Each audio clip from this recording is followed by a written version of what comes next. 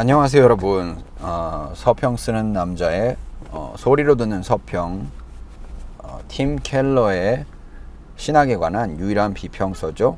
Engaging with Keller라는 아직 한국에 번역되지 않은 책의 소리로 듣는 서평을 진행하도록 하겠습니다. 제목은 켈러 신학 살펴보기입니다. 켈러 신학 살펴보기. 켈러 신학 살펴보기는 현재 나와 있는 유일한 팀 켈러 신학 관련 비평서입니다. 이런 류의 책이 앞으로 또 나오게 될지 그렇지 않을지에 대해서는 알 수 없지만 서평자 개인의 바람으로는 켈러 신학에 대해서 좀 더 본격적이고 근원적인 차원에서 비평을 가하는 책들이 더 많이 나오기를 바라봅니다. 그 까닭은 이 책이 두 가지 중요한 이유에서 켈러 신학에 대한 제한적인 비평을 가하고 있기 때문인데요. 첫 번째로 이 책의 저자들이 모두 보수적 장로교 개혁주의 신학 전통에 속한 교회 개척 목회자들 혹은 신학자들이기 때문입니다. 따라서 이들은 애초부터 켈러의 신학이 기독교 세계 전체에 끼칠 수 있는 영향보다는 좀 더 좁은 차원에서 켈러 신학이 장로교의 전통적 신조와 얼마나 잘 들어맞는지에 대해서 더 관심을 가지고 책을 쓰고 있습니다. 참고로 이 책에 대해서 소개하자면 이 책은 7명의 저자들이 켈러의 죄론, 심판과 지옥론, 삼위일체론, 교회론, 과학과 신앙의 관계, 해석학 이렇게 총 7가지 분야로 나누어서 비평적 에세이를 쓴 모음집입니다. 따라서 장로교 전통에 속하지 않은 독자들 중에서 켈러 신학이 가진 긍정적이고 잠재적인 기여 가능성에 대해서 관심이 있는 독자들은 일견 편협한 시각으로 켈러 신학을 재단하는 것 같은 모습을 보이는 이 책을 그다지 좋지 않게 바라볼 수 있을 가능성도 있습니다. 다만 7명의 저자들이 모두 한마음으로 호혜적인 대화를 추구한다는 것을 책 머리와 말미에 명백하게 밝히고 있기에 또 실제로 그런 모습들이 보이기도 하기에 이 책 자체보다는 이 책의 저자들이 가진 정신에 집중하면서 읽는다면 도움이 될 것입니다. 두 번째로 이 책의 저자들은 자신들이 이해하는 교리의 본질과 성격에 대해서, 즉 신학에서 프롤레고메나라고 불리우는 작업에 대해서 먼저 명백하게 밝히고 시작했어야 했습니다. 그런 작업의 부재 속에서 단순히 보수적인 신학 전통에 속한 사람들이 가정하듯이 교리와 신조를 절대적인 것이며 변하지 않는 것으로, 특별히 장로교 신학 전통의 중요한 신조들, 예를 들면 웨스트민스터 신앙고백 같은 그런 것들로 가정하고 켈러 신학이 그러한 절대적 기준에 잘 맞아 떨어지는지 그렇지 않은지를 비평하고 평가하는 작업이 이 책의 저자들이 주로 행하는 작업인데, 그렇게 해서는 켈러 신학을 제대로 평가할 수가 없다는 것이 저의 생각입니다. 일단 켈러가 그의 책 센터 처치에서 이미 밝히고 있듯이 그의 신학화 작업은 철저하게 미들웨어적인 작업입니다. 즉 켈러는 기존의 교단 교파적 가르침을 컴퓨터의 하드웨어로, 그리고 특정 목회자, 이 경우 켈러 자신이겠죠. 특정 목회자가 속한 목회적 상황을 소프트웨어로 비유하면서 그 사이에서 목회자가 양쪽을 잘 어우르면서 양쪽 모두에 충실한 창조적인 신학적 비전을 일궈내야 한다고 주장하는데요. 바로 그러한 창조적인 신학적 비전을 미들웨어라고 부르고 있는 것입니다. 물론 켈러의 이런 도식화 작업에 대해서는 논쟁의 여지가 꽤나 있을 수 있습니다. 하지만 그 부분은 이 서평에서 다루기에는 너무 깊은 내용이어서 아마도 나중에 기회가 생기면 다시 다루어야 할 것 같습니다. 이러한 미들웨어는 기본적으로 특정 상황에 교단 교파적 가르침을 적용시키려는 시도이기에 이 책의 저자들이 켈러 신학의 비교 잣대로 삼고 있는 교단적 신조와 비교할 수도 없고 비교해서도 안 되는 것인데, 이 책의 저자들은 그러한 기본적인 사실에 대해서도 제대로 인식하고 있지 않은 것 같습니다. 100번 양보해서 이 책의 저자들이 행하는 작업이 켈러의 미들웨어가 보수 장로교 신학이라는 하드웨어에 충실한지에 대해서 조사하려는 시도라고 본다고 해도 켈러가 처한 상황적 요소에 대한 배려가 그다지 없기 때문에 켈러 신학에 대해서 정당한 평가를 하고 있는지에 대해서는 의문이 있다는 것을 전제하고 서평을 시작하고자 합니다. 그래서 앞에서 했던 얘기를 반복해서 말하자면 이런 류의 서평이 좀 더 생산적인 것이 되기 위해서는 비평을 하는 쪽에서도 또 켈러 자신도 서로 간에 신학에서 프롤레고메나라고 부르는 예비 작업에 대한 동의가 혹은 어느 정도의 의견 교환이 먼저 있어야 된다고 봅니다. 프롤레고메나는 본격적인 교리와 신학화 작업에 앞서서 그러한 교리화와 신학화를 이루어나가는 과정은 어떠하며 신학적 지식의 본질은 무엇이며 신학함의 성격과 의미는 무엇인지와 같이 신학을 한다는 것에 대한 좀 더 근본적인 질문에 대해서 대답을 하고자 하는 분야입니다. 켈러가 센터 처치에서 이런 부분에서 어느 정도 답을 하고 있기는 하지만 이 책의 저자들이 보기에는 아무래도 역부족이었는지 이 책의 저자들은 그런 부분에 대해서 별로 신경을 쓰지 않습니다. 이것은 켈러가 목회자이기에 좀 더 깊은 신학 작업을 통해서 프롤레고메나를 할 만한 위치에 있지는 않기에 생기는 소통의 한계라고도 볼 수 있겠고, 또는 이 책의 저자들이 그런 부분에 대해서 몰이해적으로 접근하고 있기 때문에 생기는 한계라고도 볼 수 있을 것 같습니다. 이런 한계를 가정하고라도 이 책에는 분명히 켈러 신학에 대해서 제대로 지적하고 있는 부분이 있습니다. 물론 잘못 지적하고 있는 부분이 더 많기는 하지만요. 이 서평에서는 특별히 앞에서 언급한 이 책이 가지는 두 가지 한계에 비추어서 서평자가 저자의 견해에 모두 동의할 수 있는 에세이, 즉 켈러의 삼위일체론 평가, 그리고 한 가지 부분에서만 동의하고 다른 한 가지에 대해서는 동의할 수 없는 에세이, 켈러의 죄론, 심판론 평가, 그리고 두 가지 한계 모두에 비춰서 전혀 동의할 수 없는 에세이, 켈러의 해석학, 이렇게 세 가지로 나누어서 얘기해 보도록 하겠습니다. 가장 나중에 언급했던 켈러의 해석학에 대한 에세이를 먼저 보도록 하겠습니다. 해석과 주해의 혼동, 켈러의 해석학 평가. 이 책에서 켈러의 해석학에 대한 비평을 하는 저자는 리처드 홀스트라는 사람입니다. 그런데 이미 이야기한 두 가지 한계를 모두 고려한다고 해도 이 저자의 켈러 신학 평가는 정말 봐주기가 어렵습니다. 일단 기본적으로 성경 주해와 성경 해석을 같은 것으로 취급합니다. 성경 주해를 성경의 본문 자체가 가진 의미를 파악하는 작업이라고 했을 때, 성경 해석이란 그러한 주해를 통해서 발견한 의미를 현대 사회와 문화의 흐름 속에서 읽어내면서 복음을 선포하는 단계까지 나아가는 것이라고 할 수 있을 텐데, 이 저자는 기본적으로 해석에 대한 개념이 없습니다. 너무 심하게 얘기하는 것 같아서 좀 그렇습니다만, 계속해서 성경 주해에 대해서만 이야기하면서 켈러가 성경 주해에 대해서 가지고 있는 한계에 대해서만 이야기를 하기에 에세이의 제목인 켈러 해석학에 대해서 제대로 평가를 하고 있다고 생각하기가 매우 어렵습니다. 또 하나 더 안타까운 것은 이 저자가 성경 주해를 방법론적인 것으로 환원해서 이해하고 있다는 것입니다. 기본적인 현대 해석학의 논의에 대해서 전혀 알지 못하는 무지의 소치라고 밖에는 할 수가 없습니다. 현대 해석학자 중 어느 누구도 의미를 찾는 작업을 한 가지 혹은 두세 가지 방법으로 환원할 수 있다는데 동의하는 사람이 없습니다. 도대체 공부를 제대로 한 건지 의심스러울 지경입니다. 이 챕터를 읽으면서 서평자 머릿속에 반복적으로 떠올랐던 생각은 이 챕터는 정말 쓰레기하고 똑같이 봐야겠다라는 것이었습니다. 해석에 대해서 이렇게 근본적으로 무지하다 보니 켈러 해석학의 또 다른 기둥인 문화 해석에 대해서는 아무런 얘기도 하지 않습니다. 해석이라고 하면 단순히 성경을 제대로 이해하는 것이라고 생각하는 그 무지에 혀를 내두르게 됩니다. 자신이 처한 상황과 자신이 물려받은 전통, 자신이 그러한 환경 속에서 가지게 된 관점의 특수성을 어떻게 해석해야 할지에 대해서는 전혀 고려하지 않는 모습입니다. 켈러 신학이 가진 최대 장점이 문화에 대한 민감성이며 현대 문화 속에서 어떻게 성경을 제대로 읽어내느냐는 질문인데, 현대 문화에 대한 켈러의 관점을 바라보는 평가가 완전히 빠져 있습니다. 이렇다 보니 제대로 된 평가가 나올 리가 없습니다. 이렇게 심하게 얘기하면서도 이 저자에 대해서 어느 정도 안타까움을 금할 길이 없는 것은 제가 공부했던 고든 코넬 또한 이런 어느 정도 이러한 무지에 기여했다고 밖에 볼 수 없기 때문입니다. 제 모교이기에 너무 심하게 얘기하고 싶지 않지만 고든 코넬을 비롯한 대부분의 복음주의 신학교들에서 성경 주해, 비블리컬 엑세지시스는 성경 해석이라는 공식을 암묵적으로 받아들이고 있는 것은 정말로 안타까운 일이라고 밖에 할 수가 없습니다. 목회학 석사 커리큘럼 안에 기본적인 해석학 개론 수업이 들어있어야, 그것도 성경 주해와 해석이 어떤 관련이 있는지를 보여줄 수 있는 방식으로 들어있어야 이런 무지에 기초한 오해가 없을 텐데, 적어도 제가 졸업했을 때까지는 이런 부분이 매우 많이 부족했습니다. 조금씩 달라지고 있기를 바라봅니다. 죄를 이해하는 다양한 관점, 켈러의 죄론, 심판론, 평가.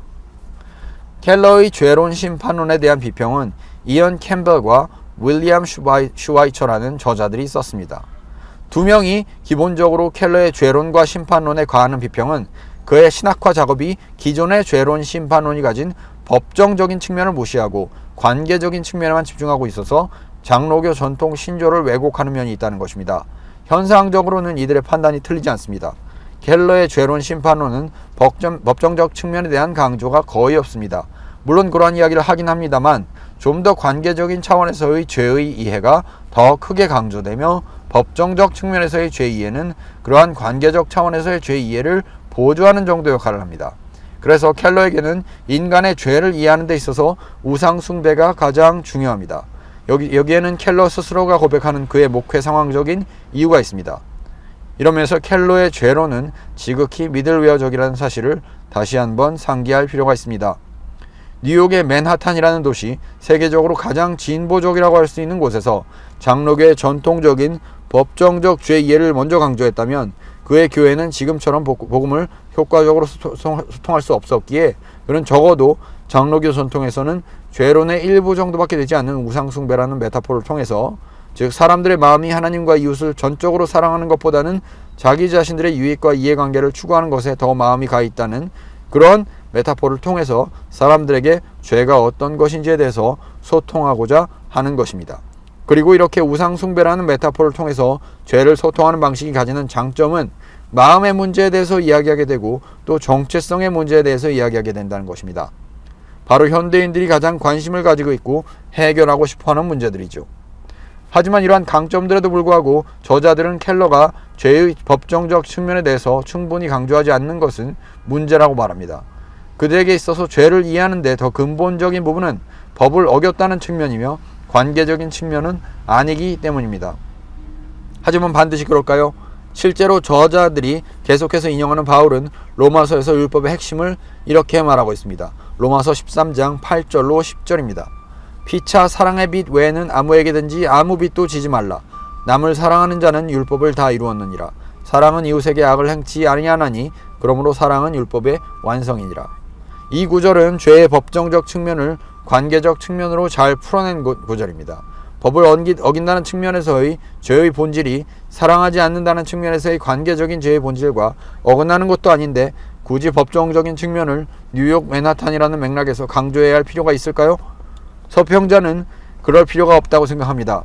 더군다나 죄를 관계적으로 풀어내는 신학화가 뉴욕 맨하탄이라는 환경에서 발휘하는 강점을 생각해 볼 때 이것은 더더욱 그러합니다. 한편으로 서평자가 생각하는 것은 이 책의 저자들이 법정적인 죄 이해를 좀 더 성경적인 것으로 이해하는 것 자체가 서구 기독교 문화의 산물일 수 있다고 생각합니다. 왜냐하면 다른 문화적 맥락 속에서 성장한 기독교, 예를 들면 동방정교의 죄 이해는 법정적 측면의 죄 이해를 그만큼 강조하지 않기 때문입니다. 오히려 서평자가 한국인으로서 생각한다면 법정적 측면의 죄 이해보다는 관계적 측면의 죄 이해가 켈러가 소통하고자 하는 포스트모던 세대만큼이나 한국인의 정서에도 더 잘 호소하는 면이 있다고 생각합니다. 이런 부분은 장로교 신조가 과연 절대적으로 옳은 것인지에 대해서 다시 한번 생각하게 해주는 면이 있습니다. 한국 장로교 신자들에게 서평자가 가진 안타까움은 서구 문화 속에서 생겨난 신조를 비평적으로 우리 문화 속에서 소화하려고 하기보다는 그냥 무비판적으로 맹목적으로 받아들이는 것이 더 신앙적이라고 여기는 태도가 장로교 신자들 가운데, 심지어 목회자들이나 신학자들 가운데서도 만연해 있다는 것입니다. 그러므로 서평자의 직관적인 판단은 저자들이 서구 문화권에서 바라보는 기독교 이해에 갇혀있는 면이 크다는 것이며, 켈러가 풀어내는 관계적인 죄 이해가 저자들이 바라보듯이 성경적인 내러티브가 부족한 것은 아니라는 것입니다. 실제로 관계적인 차원에서 죄를 이해하는 성경 구절들은 얼마든지 찾아낼 수 있습니다. 또한 켈러가 강조하는 마음에 대한 이해는 성경 전체를 통해서 계속해서 드러나는 하나님의 마음을 잘 보여주는 부분이라고 할 수 있습니다. 이것은 심판론에 대해서도 마찬가지입니다. 켈러의 심판론에서 독특한 것은 하나님의 심판이 하나님께서 법정에선 재판관으로서 강하는 것이라기보다는 인간들이 스스로 하나님을 받아들이지 않고 자기 욕심을 추구하는 삶을 살았던 필연적인 결과라는 것입니다. 이 책의 저자들도 주지하다시피 켈러는 이런 심판론 이해를 자신의 멘토 중 한 명이라고 할 수 있는 C.S. 루이스에게서 가지고 왔음을 밝히고 있습니다. 문제는 지난번 서평에서도 이야기했듯이 루이스는 장로교 전통에 속한 사람이 아니며 로마 카톨릭에 좀 더 가깝다고 할 수 있는 성공회 전통에 속한 사람이라는 것입니다. 따라서 켈러의 심판 이해가 장로교 전통에 천착하고 있는 사람들에게 부족해 보이는 것은 당연합니다.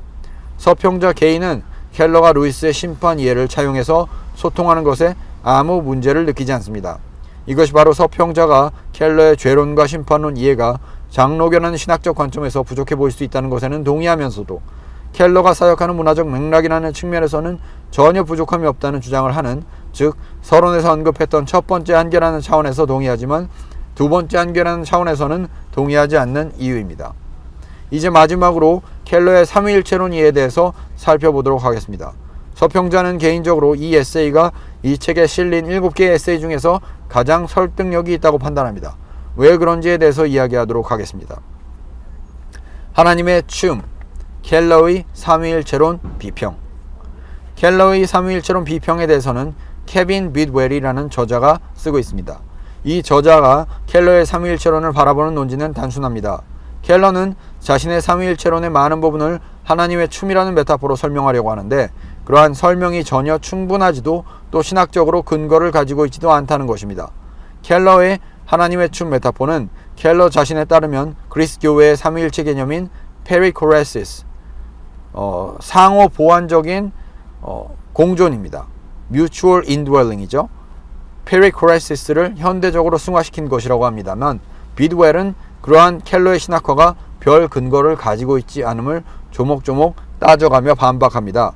비드웰에 의하면 어떠한 종류의 삼위일체 이해에서도 세 가지 기준은 반드시 충족되어야 하는데 그것은 첫 번째로 하나님의 한 분 되심, 그리고 두 번째로 하나님의 세 인격 되심, 그리고 마지막으로 한 분 하나님의 세 인격 되심 사이에 놓인 인간적 이해가 가지는 한계로 인한 긴장입니다. 하지만 켈러의 하나님의 춤이라는 메타포는 이런 세 가지 기준을 어떻게 설명하는지에 대해서 별로 근거를 제시하지 못하고 있습니다. 물론 여기에서도 고려해야 할 점은 켈러의 삼위일체 이해가 미들웨어라는 차원에서 이루어지고 있다는 것, 그리고 덧붙여서 삼위일체 신학의 학자들 사이에서도 그 융성기를 맞게 된 것이 얼마 되지 않았기에 아무리 켈러라고 해도 목회자라는 입장에서 견고한 삼위일체론을 세운다는 것이 거의 불가능했을 거라는 점입니다. 하지만 그러한 고려를 하고서라도 하나님의 춤이라는 메타포가 어떤 차원에서 도움이 되는지 켈러가 제대로 설명해내지 못하고 있는 것은 확실한 것 같습니다. 켈러가 계속해서 하나님의 춤 메타포를 통해서 강조하고자 하는 것은 삼위 하나님의 역동적 사랑의 주고받음이 춤이라는 메타포를 통해서 설명되는 것인 듯 싶지만 그것만으로는 이미 앞에서 이야기했다시피 삼위 하나님을 이해하는 충분한 신학화 작업이 이루어졌다고 보기에는 미약합니다. 그래서 비드웰은 자신의 비평을 마치면서 켈러가 조나단 에드워즈처럼 개혁신학의 최고봉에 올라있는 인물의 삼위일체 신학과 좀 더 깊이 소통하면서 그의 뿌리내린 상태에서 자신의 목회적 상황을 잘 반영하는 미들웨어적인 삼위일체 이해를 만들어내기 바란다고 하면서 호혜적으로 글을 끝맺고 있습니다. 서평자가 보기에 이 에세이가 그나마 가장 설득력이 있다고 말하는 까닭은 장로교 전통의 기준에서 보아도 또 켈러의 목회적 상황이라는 요소를 고려해 보아도 켈러의 하나님의 춤 이해라는 메타포가 여러 면에서 부족해 보이는 것이 사실이기 때문입니다. 따라서 서평자가 개인적으로 바라는 것은 켈러가 이런 정당한 비평들을 잘 받아들여서 좀 더 충분한 연구와 숙고 위에 자신의 삼위일체론을 세웠으면 하는 것입니다.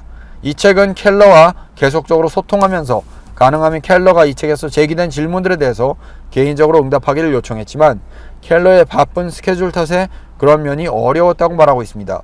바라기는 좀 더 건설적인 차원에서 장로교 신학의 전통 안에서만 켈러 신학을 비평하는 책이 아닌 역사적 정통 기독교의 견지에서 여러 교단과 교파에 속한 학자들이 켈러 신학에 대해서 비평하는 책이 나오기를 바라봅니다. 켈러가 그 정도로 비중이 있는 인물인지에 대해서는 아직 의구심이 있습니다만 서평자 개인은 그렇게 되기를 바랍니다. 감사합니다. 서평 쓰는 남자였습니다. 다음 시간에 뵙도록 하겠습니다.